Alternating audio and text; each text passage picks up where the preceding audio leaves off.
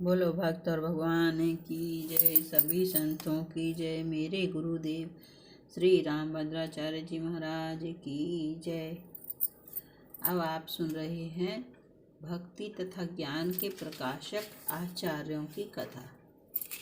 पिछले एपिसोड में आपने महर्षि वशिष्ठ जी की कथा सुनी तथा श्री कर्दम जी की कथा सुनी। अब आप श्री अत्रि जी की कथा सुनेंगे। उसके बाद श्री चिक जी की कथा सुनेंगे, श्री गर्ग जी की कथा सुनेंगे तथा श्री गौतम जी की कथा सुनेंगे। ये बहुत छोटी छोटी सी कथाएं हैं भक्तमाल में, वो मैं आपको सभी सुनाऊंगी। बोलो श्री अत्रि जी महाराज की जय। ये भी महर्षि मरीचि की भांति ब्रह्मा जी के मानस पुत्र और प्रजापति हैं। ये दक्षिण दिशा में रहते हैं। इनकी पत्नी अनुसुईया भगवत अवतार कपिल की भगनी हैं तथा कर्दम प्रजापति की पत्नी देवहूति के गर्भ से पैदा हुई हैं। जैसे महर्षि अत्रि अपने नाम के अनुसार त्रिगुणातीत थे, वैसे ही अनुसुईया भी असूया रहित थीं। इन दंपत्ति को जब ब्रह्मा ने आज्ञा की कि सृष्टि करो, तब इन्होंने सृष्टि करने के पहले तपस्या करने का विचार किया और बड़ी घोर तपस्या की। इनके तप का लक्ष्य संतानोत्पादन नहीं था, बल्कि इन्हीं आँखों से भगवान का दर्शन प्राप्त करना था। इनकी श्रद्धा पूर्वक दीर्घ काल की निरंतर साधना और प्रेम से आकृष्ट होकर ब्रह्मा विष्णु महेश तीनों ही देवता प्रत्यक्ष उपस्थित हुए। उस समय ये दोनों उनके चिंतन में इस प्रकार तल्लीन थे कि उनके आने का पता तक न चला। जब उन्होंने ही इन्हें जगाया, तब ये उनके चरणों पर गिर पड़े, किसी प्रकार संभल कर उठे और गदगद वाणी से उनकी स्तुति करने लगे। इनके प्रेम, सच्चाई और निष्ठा को देखकर उन्हें बड़ी प्रसन्नता हुई और उन्होंने वरदान मांगने को कहा। इन दंपत्ति के मन में अब संसारी सुख की इच्छा तो थी ही नहीं, परंतु ब्रह्मा की आज्ञा थी सृष्टि करने की और वे इस समय सामने ही उपस्थित थे। तब इन्होंने और कोई दूसरा वरदान न मांगकर उन्हीं तीनों को पुत्र रूप में मांगा और भक्ति परवश भगवान ने उनकी प्रार्थना स्वीकार करके एवमस्तु कह दिया। समय पर तीनों ही ने इनके पुत्र रूप से अवतार ग्रहण किया। विष्णु के अंश से दत्तात्रेय, ब्रह्मा के अंश से चंद्रमा और शंकर के अंश से दुर्वासा का जन्म हुआ।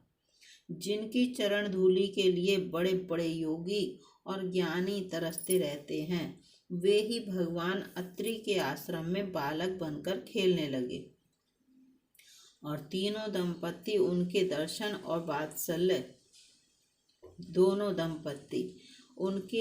और वात्सल्य स्नेह के द्वारा अपना जीवन सफल करने लगे। अनुसुईया को तो अब कुछ दूसरी बात सूझती ही न थी, अपने तीनों बालकों को खिलाने पिलाने में ही लगी रहती थी। इन्हीं के पातिव्रत सतीत्व से प्रसन्न होकर वन गमन के समय स्वयं भगवान श्री राम सीता लक्ष्मण के साथ इनके आश्रम पर पधारे और इन्हें जगत जननी माँ सीता को उपदेश करने का गौरव प्रदान किया। कहीं कहीं ऐसी कथा भी आती है कि महर्षि अत्रि भगवान ब्रह्मा के नेत्रों से प्रकट हुए थे और अनुसुईया दक्ष प्रजापति की कन्या थी। यह बात कल्प भेद से बन सकती है। अनेकों बार बड़ी बड़ी आपत्तियों से इन्होंने जगत की रक्षा की है। पुराणों में ऐसी कथा आती है कि एक बार राहु ने अपनी पुरानी शत्रुता के कारण सूर्य पर आक्रमण किया और सूर्य अपने स्थान से च्युत हो गए, गिर पड़े। उस समय महर्षि अत्रि के तपोबल और शुभ संकल्प से उनकी रक्षा हुई तथा जगत जीवन एवं प्रकाश से शून्य होते होते बच गया। तब से महर्षियों ने अत्रि का एक नाम प्रभाकर रख दिया। महर्षि अत्रि की चर्चा वेदों में भी आती है। एक बार जब ये समाधि मग्न थे, दैत्यों ने इन्हें उठाकर शतद्वार यंत्र में डालकर अग्नि जला दी और इन्हें नष्ट करने की चेष्टा की,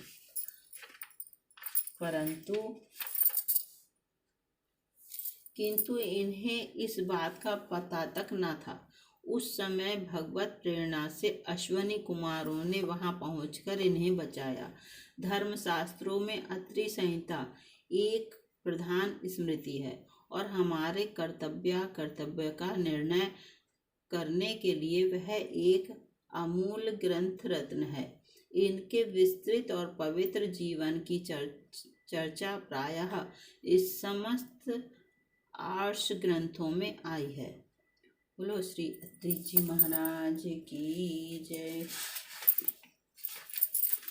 बोलो श्री चिक जी की जय। श्री चिक जी का वर्णन 56 में परशुराम अवतार के प्रसंग में आया है। बोलो श्री जी की महाराज की जय। श्री गर्ग जी महाराज की जय। अब आप श्री गर्ग जी की कथा सुनेंगे। श्री गर्गाचार्य जी यदुवंशियों के पुरोहित थे और थे बड़े तपस्वी। गर्गः पुरोहितो राजन यदूनाम सुमहात्पाः। श्री वसुदेव जी ने इन्हें अपने पुत्रों का नामकरण संस्कार करने के लिए गोकुल भेजा था। श्री गर्गाचार्य जी का दर्शन कर श्री नंद बाबा के हर्ष का ठिकाना नहीं रहा। उनके चरणों में साष्टांग दंडवत प्रणामोपरांत श्री नंद जी ने विधि पूर्वक आचार्य चरण का पूजन किया और उनके शुभागमन से अपना अहोभाग्य माना। तत्पश्चात अपने दोनों बालकों को मुनि के चरणों में प्रणाम कराकर इनका नामकरण आदि संस्कार करने की प्रार्थना की। मुनि तो इसी निमित्त आए ही थे, परंतु कंस को कहीं यह आभास न हो जाए कि वसुदेव जी के पुरोहित ने नंदात्मज का समयोचित संस्कार कराया है, अतः हो न हो ये वसुदेव पुत्र ही हैं। वह दुष्ट इनके अनिष्ट का उद्यम करने लगेगा। अतः श्री गर्ग जी ने एकांत गौशाला में स्वस्तिन वाचन पूर्वक बालकों का द्विजाति समुचित संस्कार कर दिया। इसी ब्याज से श्री गर्गाचार्य जी ने श्री बलराम कृष्ण के ऐश्वर्य का भी वर्णन कर दिया, जिससे कि आगे की लोकोत्तर लीलाओं में किसी प्रकार का संदेह न हो। भगवान के अति मानुषी चरित्रों को देखकर श्री गर्ग जी के वचनों को याद कर लेने पर सहज ही संदेह का समाधान हो जाता था। श्री गर्ग जी का श्री कृष्ण लीला में बड़ा महत्वपूर्ण योगदान रहा है। समस्त नंद ब्रज कुमारिकाएं श्री कृष्ण को ही पति रूप में प्राप्त करने के लिए श्री कात्यायनी देवी का पूजन कर रही थीं, परंतु उनके माता पिता तो लोक व्यवहार के अनुसार अपनी कन्याओं को अन्यत्र ही ब्याहना चाहते थे। बड़ी कठिन समस्या थी। श्री गर्गाचार्य जी ने इसको बड़ी बुद्धिमानी से सुलझाया। जिस समय श्री ब्रह्मा जी मोहवश गोप बालक वत्सों को हर ले गए थे और स्वयं भगवान श्री कृष्ण ही अनेक अनेक बालक और वत्स बनकर विविध विनोद कर रहे थे।